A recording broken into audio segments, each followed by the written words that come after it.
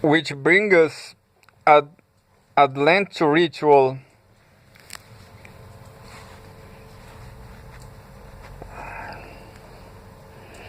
For it is in ritual, that is consecrated behavior, that this conviction that religious conceptions are veridical and that religious directives are sound and somehow generated. It is in some sort of ceremonial form, even if that form be hardly more than the recitation of a myth, the consultation of an oracle, or the decoration of a grave, that the moods and motivations which sacred symbols induce in men and the general conceptions of the order of existence which they formulate for men meet and reinforce one another. In a ritual, the world as lived and the world as imagined fuses under the agency of a single set of symbolic forms, but turn out to be the same world, producing thus that idiosyncratic transformation in one sense of reality to which Santayana refers in my epigraph. Whatever role divine intervention may or may not play in the creation of faith, and it is not the business of the scientist to pronounce upon such matters one way or the other. It is primarily at least out of the context of concrete acts of religion's observance that religious conviction emerges on the human plane. However, though any religious ritual, no matter how apparently automatic or conventional, if it is truly automatic or merely conventional, it is not religious, involves this symbolic fusion of ethos and worldview. It is mainly certain more elaborate and usually more public ones in which a broad range of moods and motivations on the one hand and of metaphysical conceptions on the other are caught up, which shape of the spiritual consciousness of a people. Employing a useful term introduced by Singer, we may call these full-blown ceremonies cultural performances, and note that they represent not only the point at which the dispositional and conceptual aspects of religious life converge from the believer, but also the point at which the interaction between them can be most readily examined by the detached observer. Whenever Madrasi Brahmins, and not Brahmins too, for that matter, wished to exhibit to me some feature of Hinduism, they always refers to or invite me to see a particular rite or ceremony in the life cycle, in a temple festival, or in the general sphere of religious and cultural performances. Reflecting on this, in the course of my interviews and on observations, I found that the more abstract generalizations about Hinduism, my own as well as those I heard, could generally be checked directly or indirectly against these observable performances. Of course, all cultural performances are not religious performances, and the line between those that are an artistic or even political ones is often not to say too easy to draw in practice, for like social forms, symbolic forms can serve multiple purposes. But the point is that, paraphrasing slightly, Indians and perhaps all peoples seem to think of their religion as encapsulated in these discrete performances which they can exhibit to visitors and to themselves.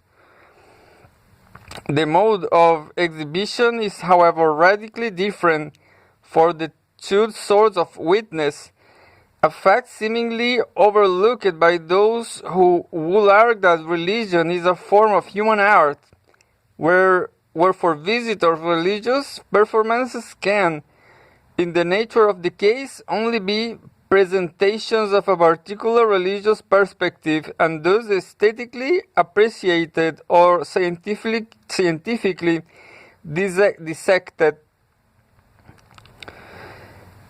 For participants, they are, in addition, enactment materializations, realizations of it, not only models of what they believe, but also models for the believing of it. In these plastic dramas, men attain their fate as they portray it. As a case in point, let me take a spectacularly theatrical cultural performance from Bali, that in which a terrible witch called Oranga engages in a ritual combat with an endearing monster called Barong. Usually, but not inevitably presented on the occasion of a dead temple celebration, the drama consists of a masked dance in which the witch, depicted as a wasted old widow, prostitute, and eater of infants, comes to spread plague and death upon the land and is opposed by the monster, depicted as a king of cross between a clumsy bear, a silly puppy, and a strutting Chinese dragon. Rangda, danced by a single male, is a hideous figure. Her eyes bulge from her forehead like swollen boils. Her teeth become tusk curving up over her cheeks and fangs protruding down over the chin. Her yellowed hair falls down around her in a matted tangle. Her breasts are dry and pendulous, dug-edged with hair, between which hang, like so many sausage string of colored entrails. Her long red tongue is a stream of fire, and as she dances,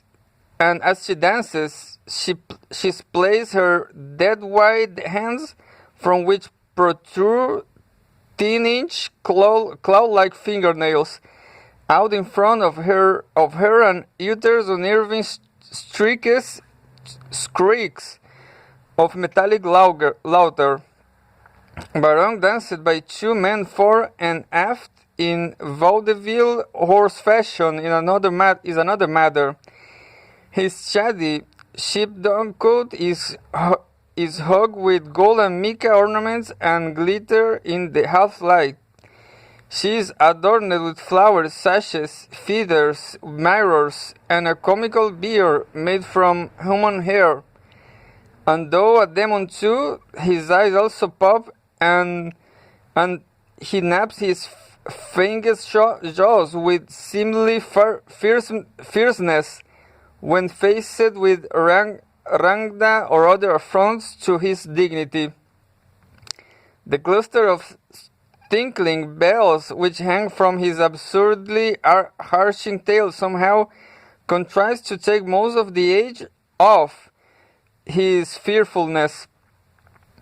If Rangda is a satanic image, Barong is a farcical one, and the clash is a clash, an inconclusive one between the malignant and the ludicrous. This odd counterpoint of implacable malice and low comedy pervades the whole performance. Rangda, clutching her magical white cloth, moves around in a slow stagger, now pausing immobile in thought or uncertainty, now lurching suddenly forward.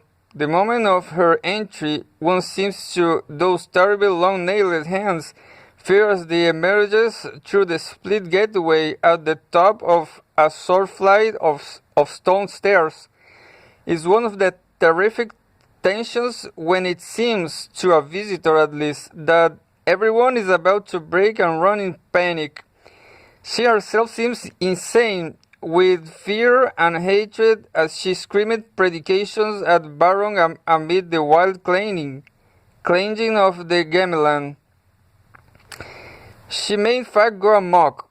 I have myself seen Rangnas hurl themselves headlong into the gamelan or run frantically about in local confusion, being subdued and reoriented by the combined force of a half-dozen spectators, and one hears many tales of amok Rangdas holding a whole village in terror for hours, and of impersonators becoming permanently deranged by their experiences. But Barong, though he is charged with the same mana-like sacred power, Sakti in Balinese, as Rangda, and his impersonators are also entranced, seems to have very great difficulty in being serious. He frolics with the retinue of demons who had to the gaiety by indelicate pranks of their own, lies down on a metalaphone while it is being played or beat on a drums with his legs, move in one direction in his front half and another in his reds, or bend his segment's body into foolish contortions, brushes flies from his body or sniffs aromas in the air, and generally prances about in paroxysms or narcissistic vanity.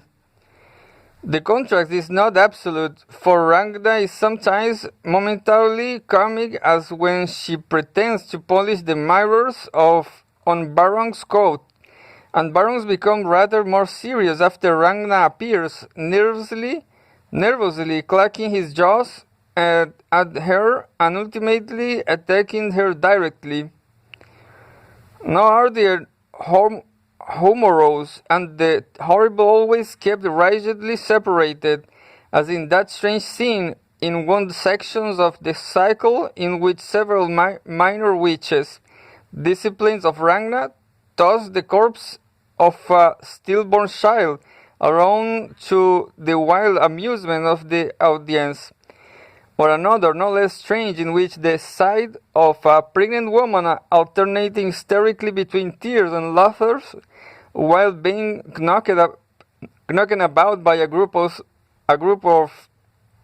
grave diggers seems for some reason excruciatingly funny. The twin themes of horror and hilarity find their poorest expression in the two protagonists and their endless, indecisive struggle for dominance, but they are woven with deliberate intricacy through the whole texture of the drama. They, or rather the relations between them, are what it is about. It is unnecessary to attempt a thoroughgoing description of a Ragnar Barong performance here. Such performances vary widely in detail, consists of several not too closely integrated parts, and in any case are so complex in structure as to defy easy summary. For our purposes, the main point to be stressed is that the drama is, for the Balinese, not merely a spectacle to be watched, but a ritual to be enacted. There is no aesthetic distance here, separating across from the audience and placing the depicted events in an unearthable world of illusion, and by the time a full-scale Ragnar Barong encounter has been concluded, a majority, often nearly all of the members of the group sponsoring it will have become caught up it into not just imaginatively but bodily. In one of Bello's examples, I count upwards of 75 people, men, women, and children, taking part in the activity at some point or other. A 30 to 40 participants is in no way unusual. As a performance, the drama is like a high mass, not like presentation of murder in the cathedral. It is a drawing near, not a standing back. In part, this entry into the body of the ritual takes place through the agency of the various supporting roles contained in it. Mirror witches, demons, various sorts of legendary and mythical figures which selected villagers enact. But mostly it takes place through the agency of an extraordinarily developed capacity for psychosocial dissociation on the part of a very large segment of the population. A Ragna Barong struggle is inevitably marked by anywhere from 3 to or 4 several dozen spectators becoming possessed by one or another demon, falling into violent trances, like firecrackers going off one after another, and snatching up creases, rushing to join the fray.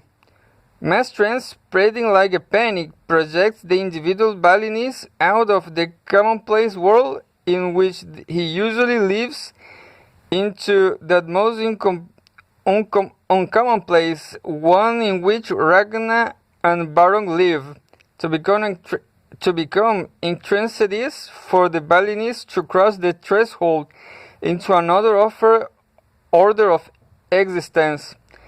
The word for trance is nadi, from nadi often translated to become, but which might be even more simply rendered as to be. And even those who, for whatever reasons, not make this spiritual crossing are caught up in the proceedings, for it is they who must keep the frenzied activities on the entranced from getting out of hand by the application of physical restraint if they are ordinary men, by the sprinkling of holy water and the chanting of spells if they are priests. At its aid of Ragna Barong hovers, or at least seems to hover, on the brink of mass amok with the diminishing band of the unentranced striving desperately, and it seems almost always successfully, to control the growing band of the entranced. In its standard form, if it can be said to have standard form, the performance begins with a appearance of Barong prancing and praying as a general prophylactic against what it is to follow.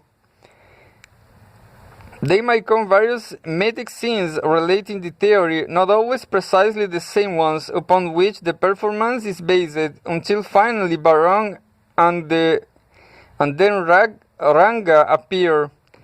Their battle begins. Barong drives Ragna back toward the gate of the dead temple, but he has not the power to expel her completely, and he is in turn driven back toward the village. At length, when it seems as though Ragna will finally prevail, a number of entranced men rise, creases in hand, and rush to support Barong.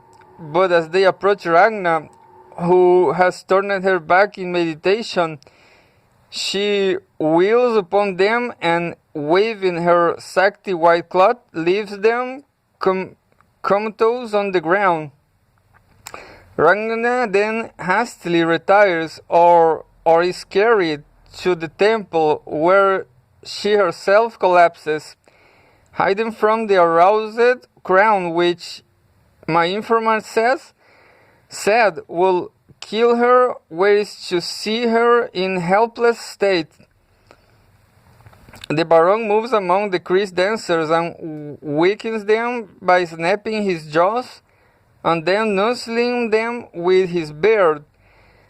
As they return still entranced to consciousness, they are enraged by the disappearance of Ragna, and unable to attack her, they turn their creases harmlessly because they are entranced against their own chests in frustration.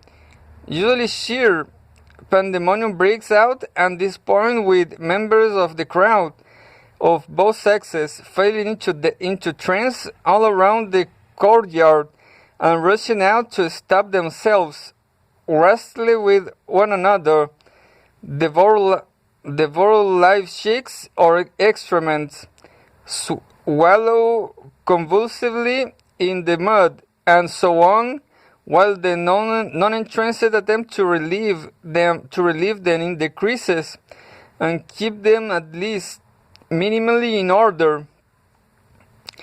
In time, the trancers sink one by one into coma, from which they are aroused by the priest's holy water, and the great battle is over. Once more, a complete standoff. Rangda has not been conquered, but neither she was conquered.